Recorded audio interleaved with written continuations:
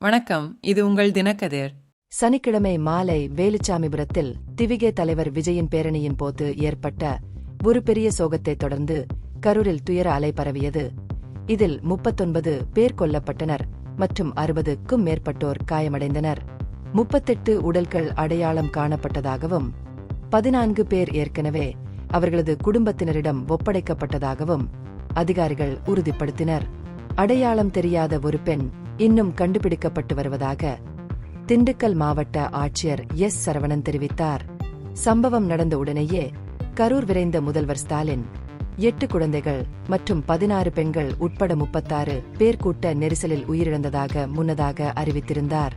திருச்சி, சேலம் மற்றும் திண்டுக்கல்லில் இருந்து மருத்துவர்கள் குவிக்கப்பட்டு வருவதாகவும் மருத்துவ நிவாரணத்தை மேற்பார்வையிட சென்னையில் இருந்து மூத்த சுகாதார அதிகாரிகளும் கரூருக்கு வந்துள்ளதாகவும் சுகாதார அமைச்சர் மா சுப்பிரமணியன் தெரிவித்தார். கரூர் நகர காவல்துறை டிவிகே மேற்கு மாவட்ட செயலாளர் மதியழகன் உட்பட பல நபர்கள் மீது பாரதிய நியாய சன்னிதா பிரிவுகள் 109, 110, 12(5)(b) மற்றும் 223 இன் கீழ் வழக்கு பதிவு செய்தது. கொலை முயற்சி, குற்றமற்ற கொலை முயற்சி, உயிருக்கு ஆபத்தை விளைவிக்கும் அலட்சிய செயல்கள் மற்றும் சட்ட உத்தரவுகளை மீறுதல் போன்ற குற்றங்களை இவை உள்ளடக்குகின்றன. குறிப்பாக விஜயின் நாகப்பட்டினம் பேரணியின் போது இதேபோன்ற கூட்ட நெரிசல் போன்ற சூழ்நிலை பதிவாகியுள்ளது. அந்த நேரத்தில் கட்சி நிர்வாகிகள் மீது வழக்குகள் பதிவு செய்யப்பட்டன. பாதிக்கப்பட்ட குடும்பங்களை ஆதரிப்பதற்காக இறந்தவர்களின் உறவினர்களுக்கு தலா 10 லட்சம் ரூபாய் இழப்பீடு வழங்குவதாக ஸ்டாலின் அறிவித்தார். ஓய்வு பெற்ற உயர்நீதிமன்ற நீதிபதி அருணா ஜெகதீசன் தலைமையிலான விசாரணை ஆணையம் இந்த துயர சம்பவம் குறித்து விசாரிக்கும் என்றும் அவர் அறிவித்தார். இதற்கிடையில் நிகழ்வுக்கு பிறகு நடிகர் விஜய் தனி விமானத்தில் சென்னை திரும்பினார். ஆனால் பத்திரிகையாளர்களை சந்திக்கவில்லை. சில மணி நேரங்களுக்கு பிறகு அவர் எக்ஸில் தனது இதயம் உடைந்துவிட்டது என்று தெரிவித்தார். மேலும் காயமடைந்தவர்கள் குணமடைய பிரார்த்தனை செய்து துயரமடைந்த குடும்பங்களுக்கு இரங்கல் தெரிவித்தார். கரூர் மருத்துவக் கல்லூரி மருத்துவமனையில் 33 உடல்கள் பெறப்பட்டதாகவும் போதுமான அளவு படுக்கைகள் மற்றும் வசதிகள் இருப்பதாகவும் மருத்துவர்கள் உறுதிப்படுத்தினர். மருத்துவக் கல்வி இயக்குநர் டாக்டர் சுகந்தி ராஜகுமாரி கூறுகையில், அண்டை மாவட்டங்களிலிருந்து சுமார் 30 மருத்துவர்கள் வரவழைக்கப்பட்டுள்ளதாகவும் தேவைப்பட்டால் கூடுதல் பணியாளர்கள் அனுப்பப்படுவார்கள் என்றும் கூறினார். இந்த முயற்சிகள் இருந்தபோதிலும் விஜய் வருவதற்கு முன்பே மக்கள் மயக்கமடைந்து மாலை முழுவதும் ஆம்புலன்ஸ்கள் பாதிக்கப்பட்டவர்களை அழைத்துச் சென்றதாகவும் குழப்பத்தின் காட்சிகளை நேரில் கண்டவர்கள் விவரித்தனர். உயிர் பிழைத்தவர்களின் கணக்குகள் ஒரு மோசமான படத்தை வரைந்தன.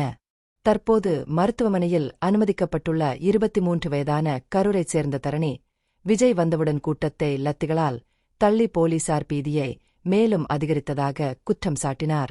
விஜயின் உரைக்குப் பிறகு குழப்பம் அதிகரித்ததாகவும் மக்கள் கம்பங்கள் மற்றும் தடுப்புகளில் ஏறியதாகவும் குழந்தைகள் மற்றும் பெரியவர்கள் கூட்ட நெரிசலில் நசுக்கப்பட்டதாகவும் ஆம்புலன்ஸ் ஓட்டுநர் சரவணன் நினைவு கூர்ந்தார்.